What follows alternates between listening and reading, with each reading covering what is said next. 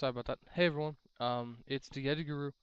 Um, with less than 24 hours to, which I found out there's like 8 regionals on the first, so that's gonna be really interesting. Usually there's only about 2 or 3, but apparently there's a lot of them on the first this time. So there's about 6 to 8 of them from what I was looking at on the Konami site. So with less than 24 hours to, six, we'll say 6 regionals of the new format, I really wanted to go ahead and kind of give you guys some tech cards because a lot of people are like, "Oh, what should I tech in my side deck for this format? I don't even know what to run." There's so many decks that are out there. What should I do? What should I do? So I figured I'd go ahead and put up this video and let you know some tech that I would use if I were playing in my regionals. Now I actually wish I was playing. Next regionals I will be playing. This regionals I'm not playing because you see I had to I decided to judge before the list came out. If I had saw that list, I'd be playing right now. Like I'm super excited about this meta, but I said I was gonna judge before that, so I'm gonna judge this time, and next time I'm gonna play. Listen, I'm really excited about this format. So, judging this time, playing next time, it's okay. But anyways, I wanted to give you some tech cards, so let's go ahead and just jump right into that. Okay, first tech card, guys, Nobleman of Crossout. Now this is an older card we used to use a long time ago, but it kind of fell out of favor because there wasn't a lot of use for it. It was a really, really aggressive format. This format, however, first of all, one of the most common decks being played is Gravekeepers. Now, as we all know, what do Gravekeepers use like hell? Spy. What do they also use? Guard. So, I mean, automatically you've got 2 very good targets in the meta. I wouldn't say, I don't know if main decking is required. I'd probably say go around your regionals before it starts, look to see what people are playing. If there's an assload of Gravekeepers, main deck 2 of this thing, definitely. If there's not that many, then I'd probably side it. But I mean, it hits so many cards. Like when I was testing it on Dueling Network, um, basically, I hit spies, I hit guards, I hit Sangans, I hit recruiters, I hit all kinds of monsters. Because a really common play these days is set a monster set to back end. It's a really, really common play. Because the format's a lot slower now. So Nolan Crossout actually gets its use back. Um, Another thing that makes it amazing is when you're playing any deck pretty much, like almost any deck actually, if you've got them on the defense, it becomes a plus card because you just draw it. There's a face down monster, you don't know what it is, you don't care, you know when to cross out it, bam, it gets rid of a threat like automatically. And there's just so many, even anti-meta. Like there's so many face down monsters right now. Snowman Eater, um, you've got Rykos for Lightsworn and Necrogarners for Lightsworn. Sorry, you have Fossil Dyna for anti-meta. You've got all kinds of face downs. I mean, there's just tons and tons of face down monsters these days that people set.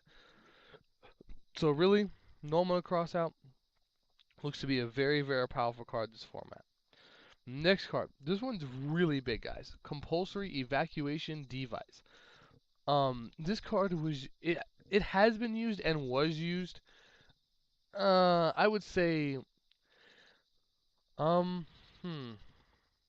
It was heavily used, I think, 2 formats ago, but it's only been slightly used since. But now it's picking up a lot more popularity because you've got synchros and exceeds and all these big monsters that compulsory can just, oh look, you summoned BS.exe, activate, get off my field.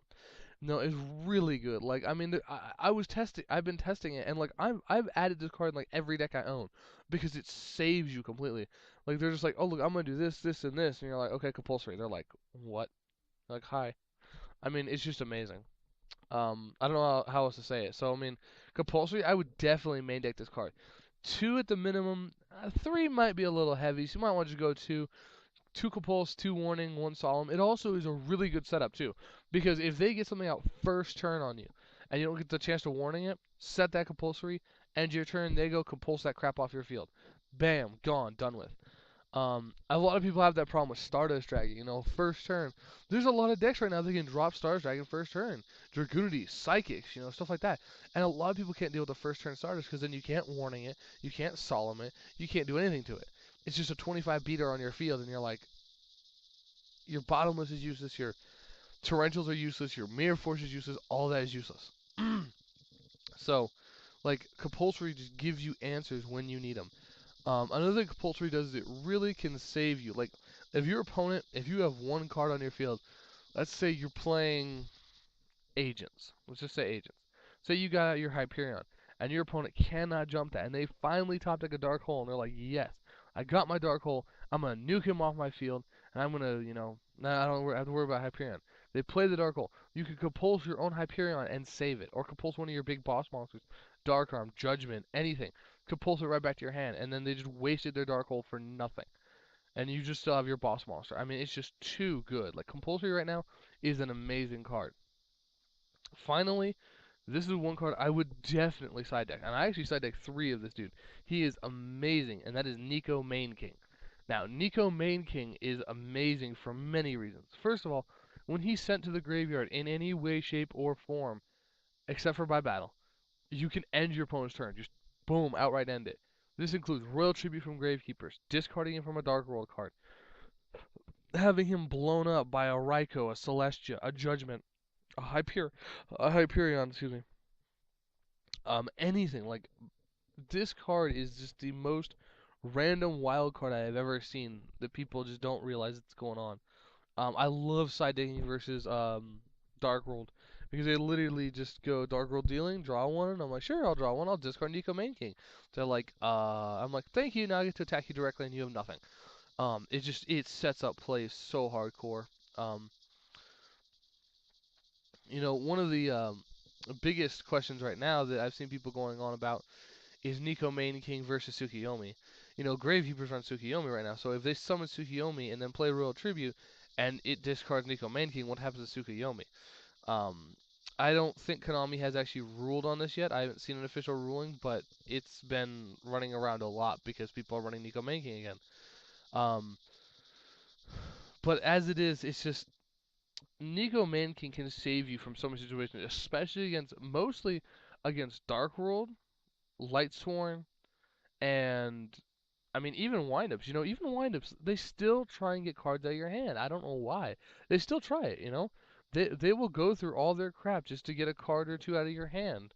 I mean, yeah, they can get their advantage back really easy because of factoring and whatnot. I know that. I'm not saying that it's bad for them, but they still try and get a card or two out of your hand. And when you side this in against them, and they're like, "Oh, look, I'm gonna activate Hunter's Effect and pitch that," you're like, "Oh, okay. Thanks for hitting Nico Main King. My turn." So I don't know. Nico Main King is just that one card. And since Dark World and Gravekeepers are going to be very, very prevalent in this format, I think it'd be a very good card because it just mainly against the Gravekeepers, it stops them from doing anything. I mean, they play all their stuff, and then they play the Royal Tribute, and you're like, okay, your turn's over, my turn. And that's really good because that means if they if they draw Royal Tribute and they try and sack you with it, like say they have like 4 Gravekeepers, they're gonna go crazy.